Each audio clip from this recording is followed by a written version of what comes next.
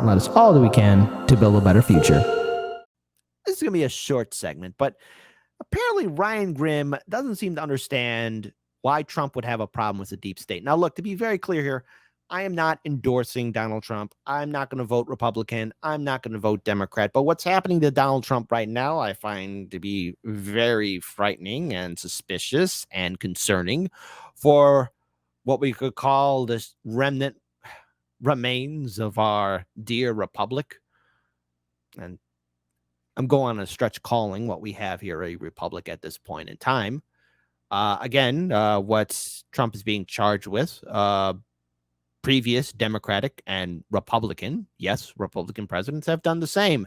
The only difference is that those former Democratic and Republican presidents were very good at following orders from the establishment, not screwing things up or saying the quiet part out loud like Donald Trump has said about especially the ridiculous war in Iraq, or the fact why we're in Syria is because for the oil, or saying that the entire election system is rigged because he has used it. I mean, Trump has been the most transparent president we've ever had. He's telling the truth. We have a rigged system. It's run by criminals. And he, of course, has profited off of it. Remember, at one point, Donald Trump used to be a Democrat, gave money to Democratic lawmakers, turned a blind eye to Republican lawmakers, gave money to both sides. He gave those people money. They did what they said.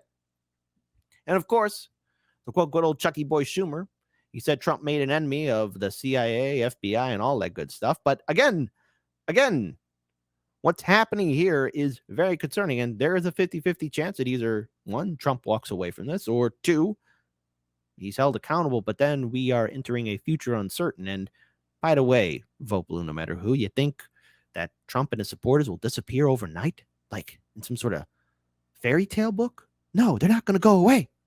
They're not going to go away, and they're going to remember this. Okay? That's how this is going to play out. So Ryan Grimm, again, can't seem to understand why Trump doesn't want to give into the deep state. So shout out to Turncoat Don. He created this lovely little gem. And yes, this is a serious story, but also I encourage all of you to laugh as well, because we are in this neoliberal nightmare. We all deserve to laugh. Shout out to Turncoat Don. Follow him on Twitter. Let's play this video. I'm curious if you put Trump on the couch, how he wound up in this situation. Like, for somebody who has talked so frequently about the... Oh, Ryan, you look more livelier than normal and not dead-eyed. The deep state coming after him. Like, this is basically his number one argument that he's been making for, because you are judged by who your enemies are. And he's like, look at who my enemies are. They want to destroy me. Therefore, I must be doing something right. What about that did not get internalized for him? Because if you believe that they're coming to get you, just give them. I like how there's a Lenin book in the background. Like, yeah, really, Ryan, you read it on counterpoints. Okay, let's rewind that again just one more time. Therefore, I must be doing something right. What about that did not get internalized for him? Because if you believe that they're coming to get you, just give the boxes back. Like that's the part that has me head scratching about like the way that this unfolded. How do you think about why Trump? Because for Hillary Clinton, I think Hillary Clinton knew. Yeah. Okay, you're interviewing Glenn Greenwald. Boy, you are giving a question, but it sounds like a word salad question. I mean, come on. Be better, Ryan. Come on, Grim Job. She was not going to be put in prison. So you can explain why she would be shady about and be willing to lie to these prosecutors, because like they're not coming to get her. Like they want the documents back. They don't like that she's using this server, but she's pretty confident that they're not actually going to put her in prison. And that confidence was borne out by Comey's decision not to prosecute her. Trump, though, shouldn't have that same confidence. Like they really are coming. I had to pause it right here. I couldn't stop laughing. Just Turncoat Don, you are a genius. You're a madman and a genius, and the people of the free world should love you for it. Simple as that. I just also kind of like she's looking at you, looking at the camera, saying, Are you listening to this BS? Yes, we are. Yes, we are. Coming after him. So it almost feels like for the kind of movement that he's leading, why wasn't he more careful?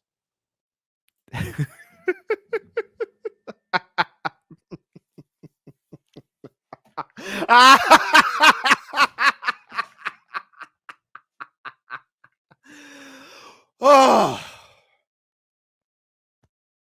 I love this job. It's great. I love it. Hold on. We're going to rewind that just a little bit. Hold on. Hold on. Right here. Right here. Confidence was borne out by Comey's decision not to prosecute her. Trump, though, shouldn't have that same confidence. Like they really are coming. Yeah, that's me. You're probably wondering how I got here.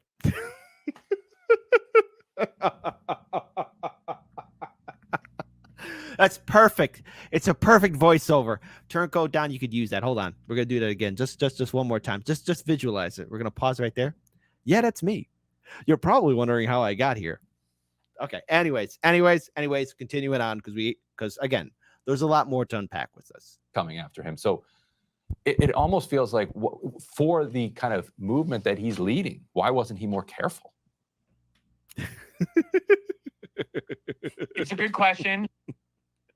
This is, you're talking about. Oh, Glenn, you're being too kind. That's a good question. No, it ain't. Come on, Glenn. You're being way too nice.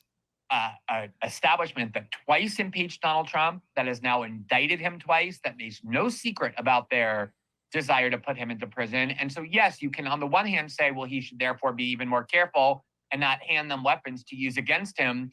On the other hand, I think when you feel genuinely persecuted by unjust authority, which is definitely how he and a lot of his supporters feel, and I think with good reason. Remember, Chuck Schumer warned him this would happen. If you challenge the CIA, they have 6 different ways to get back at you. And that's what has been happening throughout his presidency with Russiagate and now these impeachments and now these indictments. I think there's this kind of sense that I'm just not going to play ball with these people. I'm not going to recognize the legitimacy of their demands for these documents back because they're out to get me no matter what I do. And war is the only way to go about this.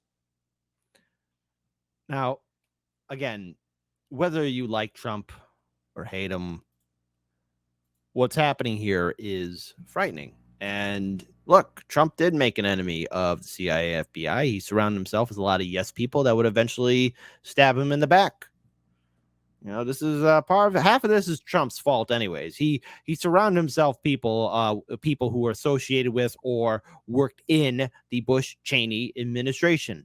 Neoliberals and neoconservatives through and through. To quote the great George Carlin, it's one big club and you ain't in it. Come on, Donnie. You were giving money on the sidelines, but you knew who these people were. These politicians in Washington, D.C. are scumbags. They're parasites. They're fleas. They offer no real truth whatsoever. They're not honest with themselves. They're only thinking about their careers. Screw anybody else. And the fact that right now we have an administration going after a potential political rival, and doing this means that the floodgates are open for it to happen to anybody. Period. If you're not concerned about where this could lead us to as a country, you're not paying attention. To which, again, I have to point out through here, through right here,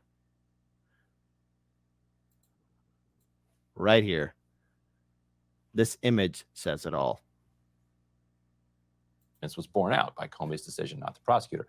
Trump, though, shouldn't have that same confidence. Like they really are coming. Want to get away?